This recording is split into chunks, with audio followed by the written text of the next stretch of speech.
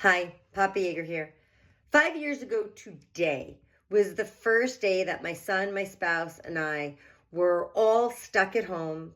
We didn't go to work, we didn't go to school because of the COVID pandemic. Things were shutting down. We were stuck in our condo all day. And at the end of the day, I decided I was going to keep a blog, a pandemic diary, in order to keep track of what was going on so that someday I would have a record of what it was like during the pandemic. I didn't realize when I started to write that it would turn to something a lot bigger, a lot darker, a lot more depressing than I had planned. Throughout the next 2 months, I am going to read periodically from my pandemic diary, which is now my COVID memoir, Stolen, Love and Loss in the Time of COVID. It will be released by Unsolicited Press 6 months from today. September 16th, you will be able to buy my memoir. So today I'm going to read from the introduction. On Thursday, March 12th, 2020, my son came home from 4th grade with a Chromebook. A week prior, I had a meeting at work. At the time, I was a writing professor at Fairleigh Dickinson University, and my supervisor instructed each of us to devise a plan in case the coronavirus caused the world to shut down. My colleagues and I all thought it was extreme, a worst-case scenario exercise, not something we would ever have to implement. Then I saw the Chromebook my son ditched against the living room wall upon entering the condo, and the room slowly started to swirl. I had to sit down. I don't believe in premonitions, but if I did, I'd point to that moment and insist that's when I knew the world was about to change. Not just the collective world, my life, everything. The following day, my son had no school. It was a scheduled day off, not pandemic related. But by Friday night, his Cub Scout meeting was canceled, as was the potluck event my son's Taekwondo instructor had planned for Pi Day. My spouse also received word that the high school at which she taught math would go remote starting Monday. But it was not just our personal activities and jobs that were shutting down.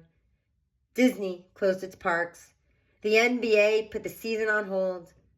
This was serious, not just an exercise in caution. At first, my son's school told the parents that lessons would be remote until the end of spring break. Only a few weeks away.